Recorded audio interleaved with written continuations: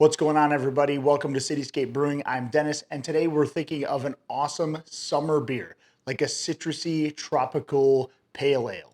Not something that's super over the top bitter or really heavy on the malts. We're thinking something light, clean, crisp, but still with those summer vibes, those tropical citrus flavors that you can go after time and time again when you come in and grab yourself a beer.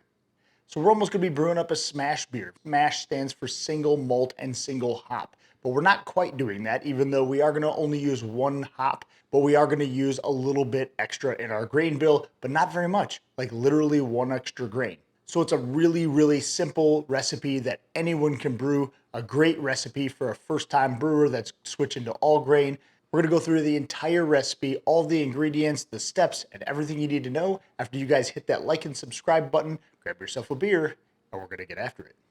All right, I know you guys all hit that subscribe button because you're awesome, and you hit that like button because it helps out the channel a lot. But if you really want to be awesome, hit that join button below and become a channel member. Members enjoy awesome perks like some exclusive recipes, my brew day sheets to help you along the way and take some notes, and you get to watch my videos early before anybody else. So hit that join button and become awesome.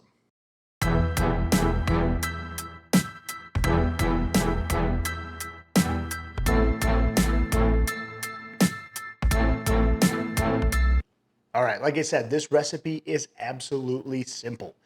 It is just gonna be 9 pounds of two-row and a half pound of Crystal 60. I'm gonna add just a little bit of acidulated malt just to drop that pH, but you can also do that with lactic acid. If you want to learn a little bit more about water additions and how to adjust your pH, you should watch the video in the link description below. I go through the entire thing. It's super simple, not too crazy, and you don't need to be a chemist to figure it out. But it will take your beers from good to great. So the grain bill's super simple, but so is the hop additions. We're only gonna be using one flavor of hops, and that variety is Sabro, which will really pair well with a nice, clean, light color beer. But the reason I picked that hop in general is because I'm gonna be using a yeast that I have not used before, which is Pomona yeast from Brewing. This is a modern hybrid IPA yeast, and even though we're not brewing an IPA, this will give us a little bit of an idea of how this yeast shines with these Sabro hops, because this yeast produces some of those same citrusy and tropical flavors. And if it works out great, we're gonna throw this thing in a really big IPA recipe, probably where it will shine the best. But to me, I really wanna get the flavor to see what this thing can do with just a kind of minimalistic recipe and see what flavors really come out from this yeast. And for this beer, I'm also gonna be using the Claw Hammer system. The Claw Hammer system is one of the sponsors of this video. I'm using their 10-gallon all-in-one system. It's 240 volt, but they also make a 110 volt, and it makes brew days super simple. And that's because it's an all-in-one system. It has a basket in here, so it's kind of a brew in a bag system, and you can recirculate, you can cool down your wort, all the way to getting it in your fermenter in one vessel. I'll have links in the video description below to check out their systems, and they also sell ingredient kits, so you can go check those out as well. If you just want to brew one of their beers that you've seen on their channel, go check it out. I'll have the links in the video description below. So without further ado, we're gonna go get these grains all milled up. We're gonna mash in. We're shooting at a mash temperature of about 149, which will keep this a little bit drier and crisper. And we want to do that. So anything under 150 degrees will keep that dry, crisp, clean flavor in your beers. Anything more than that will get more malty and sweet. So err on the side of lower temperature for your mash for these IPAs, pale ales, that kind of thing, and you'll get that crisp bite that you're looking for, and it'll help complement the hops. All right, guys, we have hit an hour in our mash. It's time to stop our mashing process. But first, we're gonna raise this up to 170 degrees for a few minutes in order to get that mash out. So what that does is help release the sugars off the grains. So we're gonna go ahead and kick this up a notch to 170 degrees. We're gonna let that sit for about 10 minutes or so, let that rise up, and then we're going to pull this thing out using our pulley here that Claw Hammer also sells. It helps you lift up that basket a lot easier with all those heavy grains in there. All right, now that we got it all drained out, we're gonna get this thing up to a boil. I like to do that on manual mode by pressing and holding this AM button. That gets it up to a percentage. Right now I have it on 63, which is where I like to hold my boil. But to help get it up to a boil, I'm gonna go ahead and turn this up to 100%.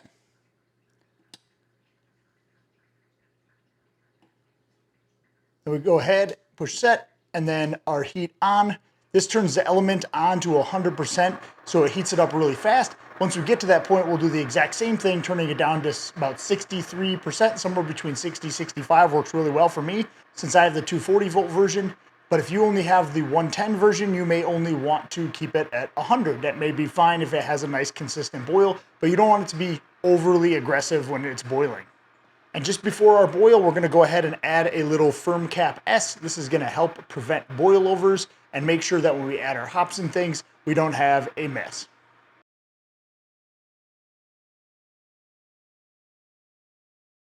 All right, we're getting up to a nice boil here, so I'm gonna go ahead and turn this back down like we talked about to 63%.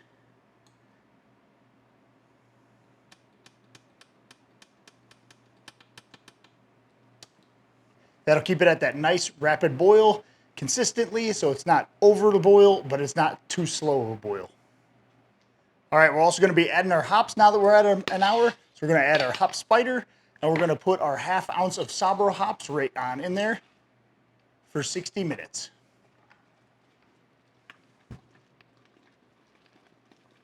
All right, with 15 minutes left in the boil, we're gonna go ahead and add our Whirlfloc Tablet. This helps it separate and create clearer beer. So we're gonna drop that guy in, along with a tablespoon of Yeast Nutrient that will get our Pomona yeast right off the bat, kicking off strong.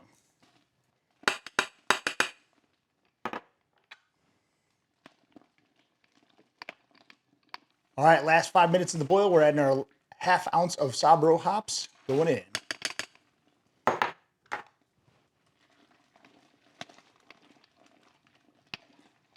All right, as we get down to the last couple of minutes now, I'm gonna go ahead and just give these hops just a couple of times, pull back and forth. I do this a few times just to help release those oils, throughout our brew day. And then I put them back down in there. We're gonna be putting in our last ounce of Sabro hops right at the end. So now I have my chiller hooked up and ready to go. We're using the plate chiller since there's only a couple of ounces of hops in here. Otherwise, I use a counterflow chiller in that Whirlpool arm, which you've seen in other videos, which works fantastic with the claw hammer system. But for this case, we're just gonna be going ahead and recirculating through our plate chiller till we get down to a reasonable temperature and then transfer that right into our kettle. So the last minute, or basically Flameout hops, we're gonna add this 1 ounce of Sabro hops. And then I'm gonna lift that basket up a couple more times just to let those oils out and then start recirculating with that cool water to start cooling down our beer. So 1 ounce Sabro hops going in.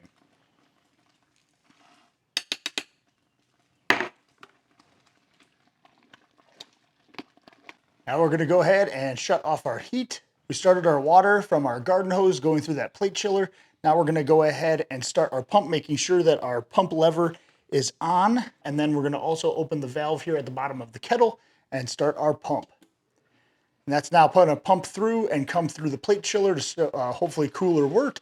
And then we're going to have it recirculate for a little bit in this kettle to help cool it down before we go into our fermenter. If it was cold enough coming through this, and even though it's summer, it's not, I'm just gonna cool this down a little bit in the kettle, then we'll go ahead and pull this hose right into our fermenter, fill that thing up when it gets a little bit closer to pitching temps, which for this Pomona yeast is going to be about 67 degrees. The average is between 65 and 72, so we're shooting between 67, 68-ish for a fermentation temperature.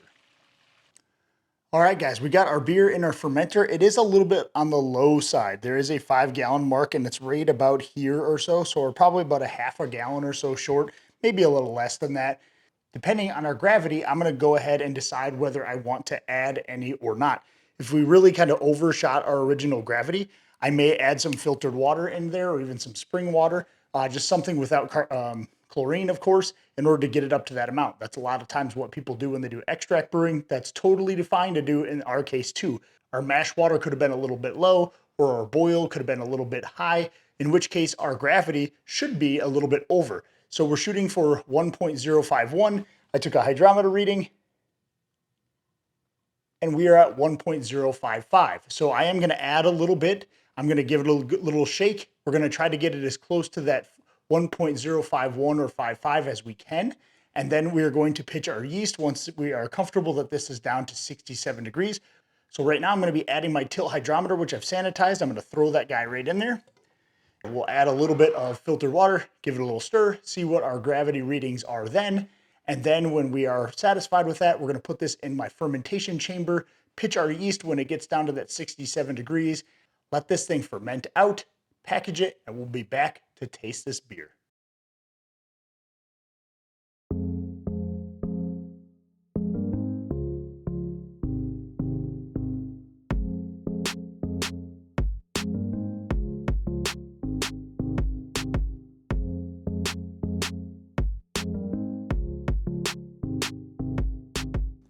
The Pomona Pale Ale. This looks amazing, a little bit on the cloudy side, but I think that will clear up in a couple of days. But really, I don't even mind the cloudiness. This yeast, that Pomona yeast that we're using from Lullamon Brewing, can be used for hazy IPAs and other things. And so a little cloud, that's not gonna hurt anything. And if you really wanted to clear it up, you could add some gelatin, but there's nothing wrong with a little cloudy beer. Let's go in for the aroma. You get a little bit of that malty sweetness on the nose and a little hint of those Sabro hops that we have in there. Maybe even some fruitiness from that Pomona yeast, but let's find out how it tastes.